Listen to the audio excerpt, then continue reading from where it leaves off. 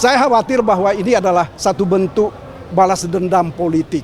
Kalau ini betul dugaan kami bahwa ini adalah balas dendam politik, maka kita harus menunggu dan harus melihat bahwa kehancuran bangsa ini pasti akan terjadi.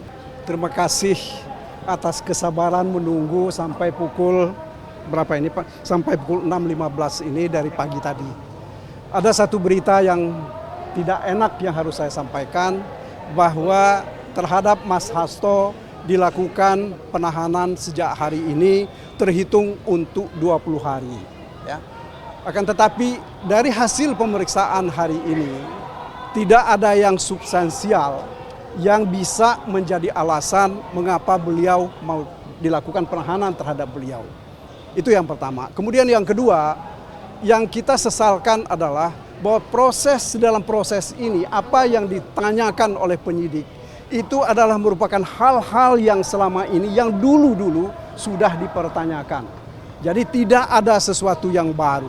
Jadi kalau saudara-saudara tanya kepada saya, apakah ada bukti permulaan mengenai suap, tidak pernah dimintakan konfirmasi. Begitu juga apakah ada bukti permulaan mengenai obstruction of justice, juga tidak dimintakan konfirmasi kepada Mas Hasto hari ini. Kita terus terang, saya kira kita harus sesalkan ini, karena bagaimanapun juga kalau kita bicara secara hukum, tidak ada alasan faktual ya dan material sehingga beliau harus ditahan pada hari ini. Tidak ada keinginan beliau untuk melarikan diri, tidak ada keinginan beliau menghilangkan barang bukti, dan tidak mungkin juga mengulangi perbuatan, karena perbuatan ini sudah terjadi 6 tahun yang lalu. Ya. Jadi kalau kalau saudara-saudara perhatikan bahwa penahanan ini, kalau saya lihat dari surat perintah penahanan misalnya, salah satu yang menjadi argumen bagaimana Mas Hasto ditetapkan sebagai tersangka itu adalah hasil pemeriksaan lanjutan pada sesudah pertengahan Desember. Kalau saya tidak keliru 18 Desember. Baru kan kemudian tanggal 23 dilakukan penetapan sebagai tersangka. Artinya apa?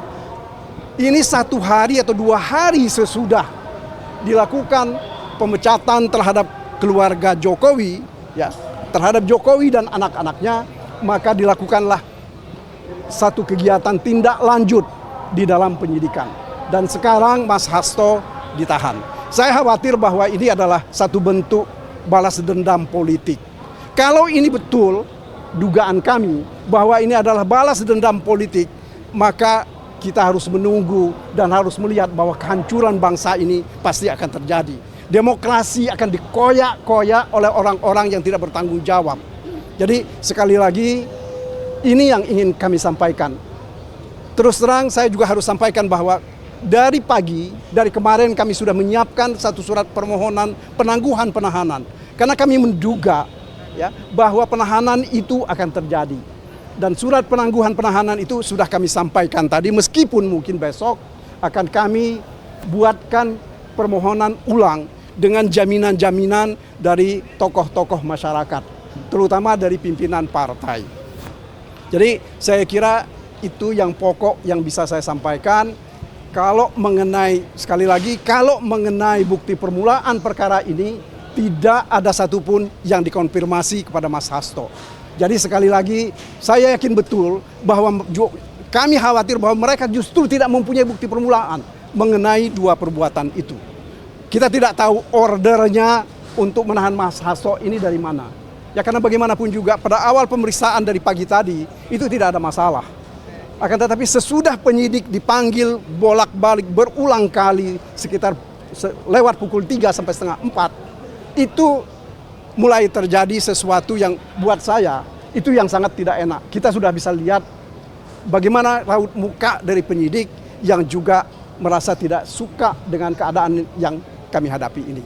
Jadi saya kira itu yang bisa saya sampaikan, tentu dengan harapan bahwa mari kita doakan Mas Hasto dalam keadaan sehat walafiat dan tidak ada kekurangan satu apapun. Berarti ini sebagai bentuk politisasi dari saya kira ini adalah permulaan penggunaan kewenangan dan kekuasaan. Ya. oleh pihak-pihak tertentu. Jadi inilah yang kami curigai, kami duga ada sesuatu yang salah dalam proses hukum ini. Ya. Tapi bagaimanapun juga kita harus lihat nanti apa faktualnya di dalam persidangan. Saya kira begitu, itu yang bisa saya sampaikan. Terima kasih. Terima kasih ya. Terima kasih ya. Nah, Mungkin bisa langsung keluar. Pak, terkait dengan penahanan tadi respon dari KPK gimana Pak? ya mereka terima saja itu, ya. Mereka cuma terima.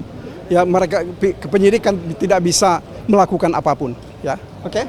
Makasih ya. Jadi untuk dari KPK sendiri tidak ada menjelaskan alasan ditahan itu? Tidak ada, ya. Oke. Apakah cacat formal juga kalau misalnya KPK tidak menjelaskan alasan penahanan? Ya saya kira ini nanti kami akan kaji, tentu saja pasti kami akan lakukan kajian hukum dan mungkin tindakan-tindakan hukum seperti apa yang akan kita lakukan. Oke? Untuk pra peradilan berarti berlanjut ya Pak? Pra peradilan akan lanjut. Ya. Mengajukan penahanan lagi nih dari luar. Pasti akan kami ajukan lagi dengan berbagai syarat, ya.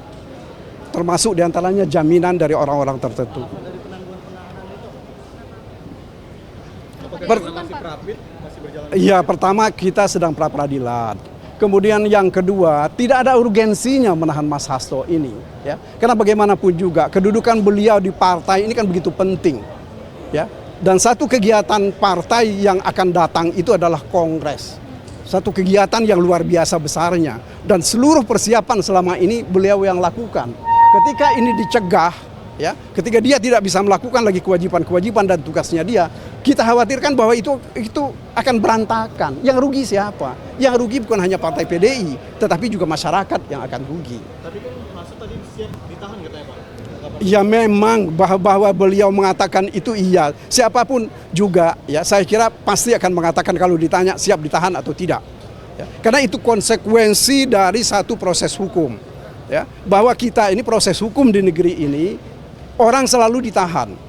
Ya, penyidik selalu menggunakan kewenangannya meskipun tanpa alasan. Inilah yang kita sesalkan. Oke, makasih ya semuanya. Di surat itu akan Apakah maksud Bapak kalau misalnya setelah kongres nggak apa-apa buat ditahan? Bukan begitu juga, kan sesudah kongres itu pun kan tidak ada alasan. Yang kita perlukan sebenarnya penahanan ini ada alasan hukumnya apa. Karena KUHP kita itu memberi syarat. Orang akan melarikan diri, kan nggak mungkin dia melarikan diri. Mengulangi perbuatan, kan nggak mungkin dia mengulangi perbuatan. Yang ketiga, menghilangkan barang bukti apa yang dia punya. Ya kan? Ini kan suap itu apa? Kan dia nggak ada kaitannya gitu loh. Ya, oke? Makasih ya.